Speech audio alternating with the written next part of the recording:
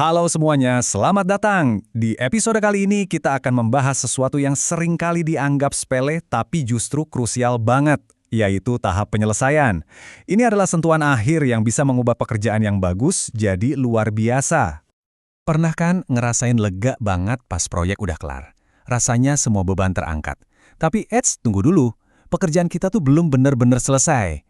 Justru langkah-langkah terakhir inilah yang jadi penentu, yang membedakan antara hasil yang keren dan hasil yang, berantakan. Oke, siap? Yuk kita bedah bareng-bareng. Anggap aja ini kayak final boss dalam sebuah game. Ada 4 level yang harus kita taklukkan biar bisa menang dengan sempurna.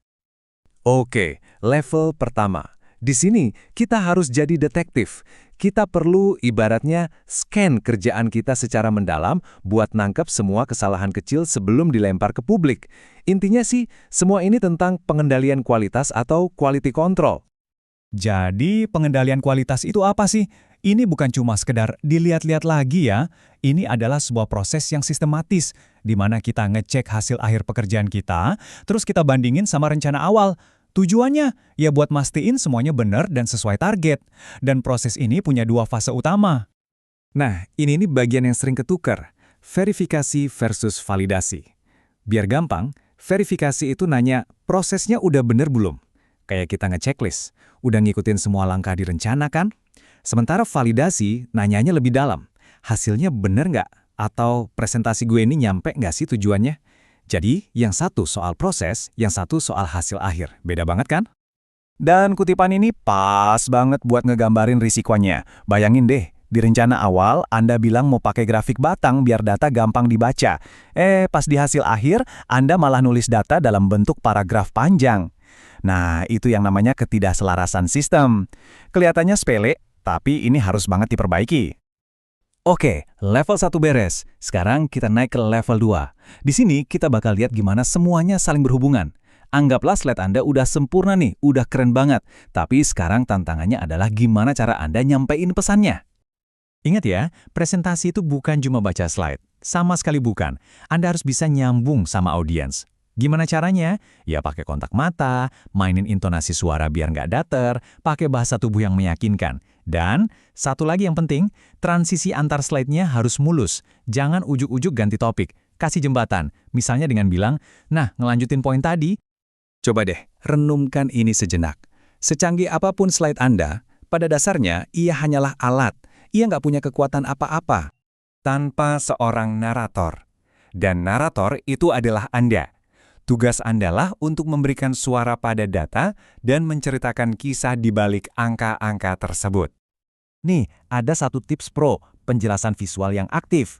Maksudnya gimana? Jangan cuma nampilin grafik terus diam aja. Pertama, tunjuk data spesifik yang mau Anda bahas. Kedua, jelasin interpretasi Anda soal data itu. Ketiga, baru deh kasih kesimpulan atau wawasan utamanya. Jadi, Anda benar-benar nuntun audiens buat ngelihat apa yang Anda lihat. Oke, lanjut ke level 3. Ini soal penyerahan akhir. Percaya deh, cara Anda mengemas dan mengirim pekerjaan Anda itu menunjukkan banyak hal tentang profesionalisme Anda. Pertanyaannya, gimana caranya ngelindungin kerjaan kita yang udah susah payah dibuat, sekaligus bikin gampang diakses orang lain? Nah, ini semua tentang yang namanya integritas digital. Intinya, kita mastiin file kita nyampe dengan selamat, bisa dibuka dengan benar, dan mencerminkan kualitas usaha kita. Coba deh lihat tabel ini. Kelihatan sepele, tapi ini penting banget. Berapa sering kita lihat file namanya proyek.pptx? Bingungin kan? Bandingin sama sirkulasi darah 9A final 260201.pdf. Jelas banget isinya apa, buat kelas mana, statusnya apa, dan tanggalnya kapan. Nama file yang jelas, itu kayak KTP digital buat proyek Anda. Orang jadi langsung paham, bahkan sebelum ngebuka filenya. Jadi, sebelum klik kirim, wajib banget jalanin daftar periksa ini. Pertama, pilih format yang pas. Biasanya PDF itu paling aman biar formatnya kekunci. Kedua, coba buka di perangkat lain, misalnya di HP, buat mastiin tampilannya nggak berantakan. Ketiga, atur izin berbaginya dengan benar. Dan yang terakhir, ini hukumnya wajib, selalu buat cadangan atau backup di tempat yang aman. Dan Anda berhasil. Selamat, tapi gamenya belum selesai. Ada satu level bonus nih, peningkatan pasca proyek. Di sini, kita belajar dari pertempuran tadi, biar di proyek selanjutnya, kita jadi makin jago. Istilah kerennya itu metakognisi. Simpelnya, ini adalah proses berpikir tentang cara kita berpikir. Jadi, kita ngambil waktu sejenak buat refleksi, ngelihat lagi proses kerja kita, terus kita identifikasi, bagian mana ya yang udah bagus, dan bagian mana yang bisa diperbaiki lagi. Ini senjata rahasia buat terus berkembang. Caranya gimana? Gampang. Coba bandingin rencana awal Anda sama kenyataannya di lapangan. Tanyain ke diri sendiri dengan jujur, langkah mana sih yang paling efektif? Atau apa sih kendala terbesar yang aku hadapi kemarin?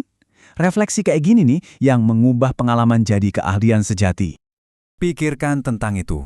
Presentasi Anda udah kelar, semua udah beres. Sekarang coba jawab pertanyaan ini. Apa satu hal yang bakal Anda lakuin secara berbeda di proyek selanjutnya? Karena menyelesaikan sebuah proyek itu bukan cuma soal produk akhirnya, tapi soal naikin level kemampuan kita buat masa depan. Dan itulah yang ngebedain seorang profesional sejati.